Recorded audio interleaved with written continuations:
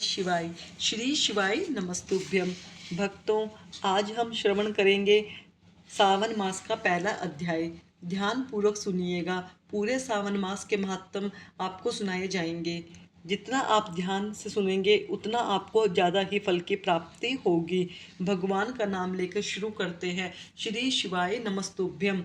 मुनि श्रेष्ठ शौनक ने श्री सूत जी से पूछा, हे महाभाग, हे महामते, हे महाशिष्य सूत जी, आपके मुख से हमने अनेक आख्यान सुनकर आनंद प्राप्त किया है, किंतु फिर भी हमारे कानों की प्यास अभी बुझी नहीं है और अधिक सुनने की इच्छा है। आपने तुला राशि का सूर्य होने पर कार्तिक मास का महात्म, मकर का सूर्य हो जाने पर माघ मास का महात्म तथा मेष का सूर्य हो जाने पर वैशाख मास का महात्म तथा मेष का सूर्य होने पर वैशाख मास का महात्म सुनाया। इन मासों के जो गुण धर्म है उनको भी आपने समझाया। अब इन मासों से भी उत्तम आपके अनुसार यदि कोई महीना परमपिता परमेश्वर को सदैव धर्म प्रिय हो तो उसे भी विस्तार पूर्वक कहे। हमारे मन में उसको सुनने की तीव्र लालसा है। यह सुनकर सूत जी ने बड़े प्रेम पूर्ण शब्दों में कहा, आप सब मुनिगण ध्यान पूर्वक सुने। मुझे आपको सुनाने में बड़ा ही आनंद प्राप्त होता है, अर्थात आनंद की अनुभूति होती है। आप सर्वगुण संपन्न हैं, अर्थात अच्छे श्रोता के जो 12 गुण बताए गए हैं, यथा दंभ रहित, आस्तिक बुद्धि, श्रेष्ठता रहित, परमात्मा में अटूट भक्ति, सुशील स्वभाव, धर्म युक्त, पवित्र, तपस्वी तथा दोषारोपण रहित होना, वे सभी गुण आप लोगों में हैं। इससे मैं प्रसन्न होकर आप लोगों से तत्व की बात कहता हूँ। धर्म को जानने की इच्छा से बुद्धिमान सनत कुमार ने परमेश्वर को दोनों हाथों में नमस्कार कर भक्ति पूर्वक पूछा, हे देवों के देव महादेव, अनेक योगियों के ध्येय चरण कमल, आपके अनेक व्रत तथा धर्मों को सुना, किंतु इस समय हमारे हृदय में एक ऐसे मास का महात्म श्रवण करने की अभिलाषा है जो 12 मासों में सर्वोत्तम है, आपके अत्यंत प्रसन्न होने वाले तथा जो सब कार्यों को सिद्धि प्रदाता है। हे देव, जिस मास में कर्मों के करने से ही अनंत फल की प्राप्ति होती हो, संसार के कल्याण के लिए ऐसे मासों के सभी धर्मों का वर्णन समझाकर करें। ईश्वर ने सनत कुमार से कहा, हे ब्रह्मपुत्र सनत कुमार, आपकी सेवा तथा भक्ति से प्रसन्न होकर मैं आपसे अत्यंत गुप्त बात कहूँगा। 12 महीनों में श्रवण मास बहुत प्रिय है।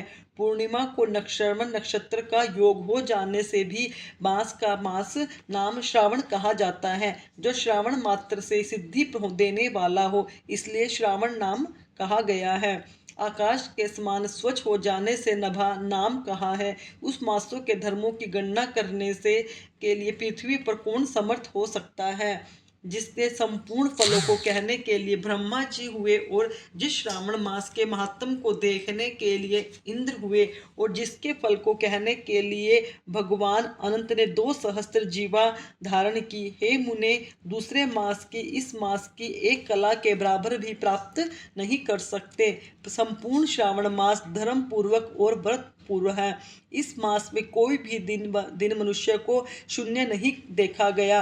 व्रत को अवश्य ही करते हैं। यहाँ पर मैं जो कुछ कहता हूँ वह अर्थवाद नहीं है, अर्थात जिज्ञासु, भक्त, दुखी, बुभुक्षु, अर्थी, इन चारों जनों द्वारा अपनी अपनी अभिसिद्धि हेतु यह मास सेवन योग्य है। सनत कुमार बोले, हे ईश्वर, आपने अभी कहा है कि इस मास में कोई भी दिन शून्य नहीं है।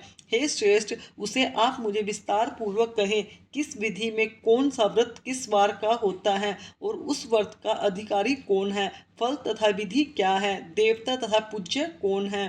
पूजन उद्यापन विधि क्या है? देवता तथा पूज्य कौन है? पूजन सामग्री में क्या क्या वस्तु होती है? प्रधान पूजन किसका है? जागरण विधि क्या है? किस व्रत का क्या समय है? हे प्रभु, वह सब आप मुझ पर कृपया करके कहें।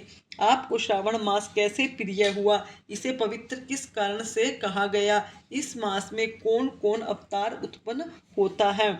इस मास में कौन सा अनुष्ठान करने योग्य समझा गया है? हे प्रभु, हे दयालु, आप यह सब प्राणियों के उद्धारार्थ मुझसे कहे। रविवार, सोमवार, मंगलवार, बुधवार, बृहस्पतिवार, शुक्रवार तथा शनिवार को जो व्रतादि किए जाते हैं वह कृपा कर मुझसे कहें। आपके सभी आदिकरण हैं, अतः आदिदेव भी कहे जाते हैं। अन्य देवता आपसे छोटे होने के कारण आप महादेव कहे जाते हैं। पीपल के वृक्ष में ब्रह्मा, विष्णु तथा शिव तीनों देवों का निवास है। उसमें भी आपका निवास सबसे ऊपर व ऊंचा कहा गया है। आप कल्याण रूप से शिव माने जाते हैं। पाप नाशन होने से आप हर माने गए हैं। आदिदेव होने से आप श्वेत वर्ण हैं। शुक्ल वर्ण में विकार होने से अन्य वर्ण होते हैं। उनमें कपूर वर्ण के समान तथा वर्ण होने से आप आदि देव हैं।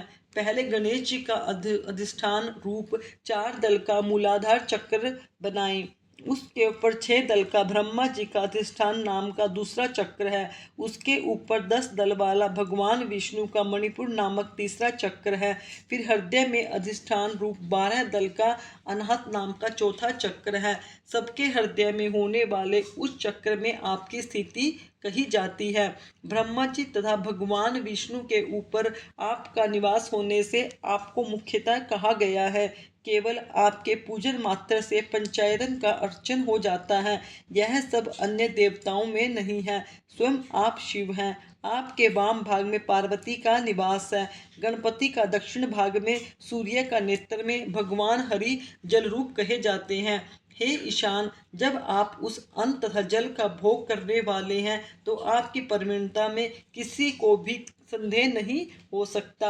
आपका शमशान और पर्वत में निवास सब प्राणियों को विरक्ति की शिक्षा प्रदान कर रहा है। आपको बोधक मंत्र है उतामृत सुत सयायन, संसार को विनाश करने वाला हलाहल विष अपने कंठ में अपने ग्रहण करने वाला था। महाप्रलय के लिए कालअग्नि को अपने मस्तक में धारण करने में आप ही समर्थ हैं। विश्व स्वरूप कामाधाय कुएं में गिरने के कारण कामदेव का वध आपने ही किया था। आप ऐसे महान महत्वशाली है कि आपके यश का वर्णन करना आसान बात नहीं है। बल्कि मैं स्तुति के लिए यदि करोड़ों बार जन्म लेकर भी आपकी स्तुति का वर्णन करना चाहूँ तो मैं भी समर्थ नहीं हो सकता। अंततः हे दया में मेरे प्रश्नों का उत्तर देने की कृपा करें। भक्तों, आगे का अध्याय कल दूसरे अध्याय में सुनेंगे। यह था पहला अध्याय भगवान भोलेनाथ का। भक्तों, हमें श्रावण मास में ज़्यादा से ज़्यादा पूजा पाठ भक्ति नाम मंत्रों का जाप उच्चारण करके अपने जीवन के सभी दुखों को समाप्त करके अच्छे फलों की प्राप्ति करनी है। हमें प्रतिदिन भगवान भोलेनाथ को जल समर्पित करना है। जैसे पंडित प्रदीप जी मिश्रा ने कहा है, हमें सावन मास में 2 लोटा जल भगवान भोलेनाथ को अर्पित करके अपने जीवन की सभी समस्याओं का समाधान पाना है। भक्तों, आप भी यह कार्य अवश्य कीजिए। श्रावण मास के महात्म सुनने के कुछ लाभ हमें श्रावण मास महात्म सुनने के लाभ हमें प्राप्त होते हैं। इससे हमें भूत प्रेत की योनि से मुक्ति मिलती है। भौतिक सुख और मोक्ष की प्राप्ति होती है। धन, विद्या, प्रतिष्ठा और मनोवांछित फल की प्राप्ति भी होती है। पुत्र, पौत्र और दुनिया के सभी सुखों की प्राप्ति होती है। पापों का नाश और निरोगी काया मिलती है। श्रावण मास का पहला अध्याय में भगवान शिव की महिमा की गई है और पूजन व्रत के महात्म के बारे में बताया गया है। हमारा लास्ट में यह निष्कर्ष निकलता है कि कर्म करते समय फल की चिंता नहीं करनी चाहिए। सभी प्राणियों के हित में कर्म करना चाहिए। भक्तों, यह था मेरे द्वारा सुनाया गया पहला अध्याय। अगर आपको मेरे द्वारा सुनाई गई अध्याय अच्छे लगे तो मेरे चैनल को सब्सक्राइब कीजिए, वीडियो को लाइक कीजिए, कमेंट में ओम नमः शिवाय अवश्य लिखिए। धन्यवाद भक्तों।